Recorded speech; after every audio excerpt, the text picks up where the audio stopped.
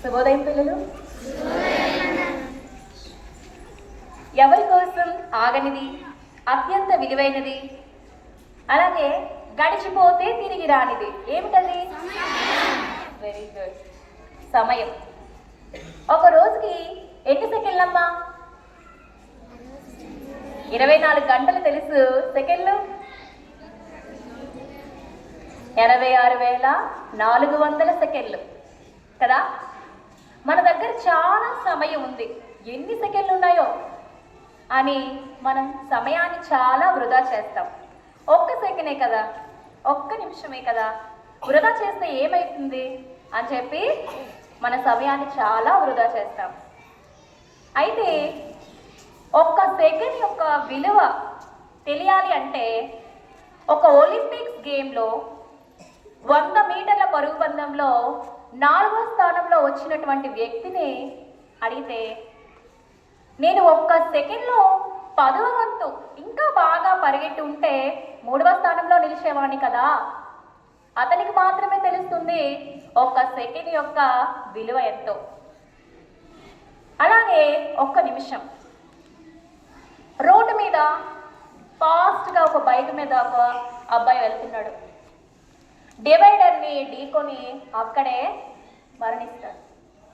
అతడి దగ్గరికి తన తల్లి వచ్చి ఏడుస్తూ, ఒక్క నిమిషం నువ్వు మెల్లగా వెళ్ళుంటే, ఓపిక పట్టుంటే ఇలా జరిగేది కాదు కదా అని ఆ తల్లికి మాత్రమే తెలుస్తుంది ఒక్క నిమిషం యొక్క విలువ ఎంతో కదా.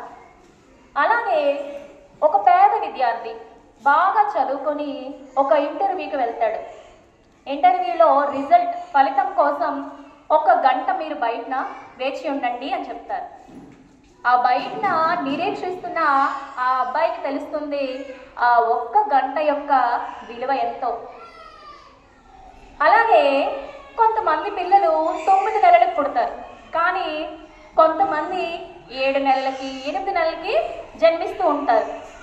అయితే ఆ పిల్లల్ని వైద్యులు ఏం చేస్తారు? అమ్మ కడుపులో ఉండే ఉష్ణోగ్రతని తేవడానికి ఒక ఇంక్యుబేటర్ అనే ఒక బాక్స్లో పెడతారు. ఆ ఇంక్యుబేటర్లో ఎలా ఉంటుంది? వేడిగా ఉంటుంది కదా. ఆ అబ్బాయి చిన్న బాబు కదులుతూ ఏడుస్తూ ఉంటాడు. ఆ ఇంక్యుబేటర్ పైన బయట నిలబడి వాళ్ళ అమ్ముంటుంది, కన్నా 1 నెల నువ్వు ఓపిక పట్టుంటే ఎంత బాగుండేదే కదా, ఇలా నువ్వు బాధపడాల్సి వచ్చేది కాదు కదా అని ఆ తల్లికి మాత్రమే తెలుస్తుంది 1 నెల యొక్క విలువ ఎంతో. ఒక రాజ్యం ఉందట. ఆ రాజ్యంలో ప్రజలు ఒక రాజును ఎన్నుకుంటారు. అయితే అతని యొక్క పరిపాలన కాలం 1 సంవత్సరమే. తర్వాత ఏం చేస్తారు? ఆ రాజును తీసుకెళ్ళి ఒక దగ్గరలో ఒక దీపం దగ్గర, దీపం అంటే ఒక ఐలాండ్, చుట్టూ నీరుండి మధ్యలో భూభాగం ఉంటుంది కదా, దాన్ని దీపం అంటారు. అక్కడ వదిలేస్తారట. అలాగే ప్రతి సంవత్సరం చేస్తున్నారు. ఈసారి కూడా ఒక రాజుని ఎన్నుకున్నారు. ఆ రాజు ముందే ఏం చెప్పాడు? నన్ను ముందు ఆ దీపం దగ్గరికి తీసుకువెళ్ళండి. సరే అని చెప్పి బోట్లో దీపం దగ్గరికి తీసుకువెళ్తారు. ఆ దీపంలో ఇంతకుముందు వెళ్ళే రాజులందరూ మరణించి ఉంటారు. దానికి కారణం అక్కడ క్రూర మృగాలు ఎక్కువగా ఉంటాయి. అప్పుడు రాజు ఏం చేస్తాడు? తన రాజు కదా, ప్రజలు ఏం చెప్తే చేయాలి. ఒక 2 టీంలని నియమిస్తాడు.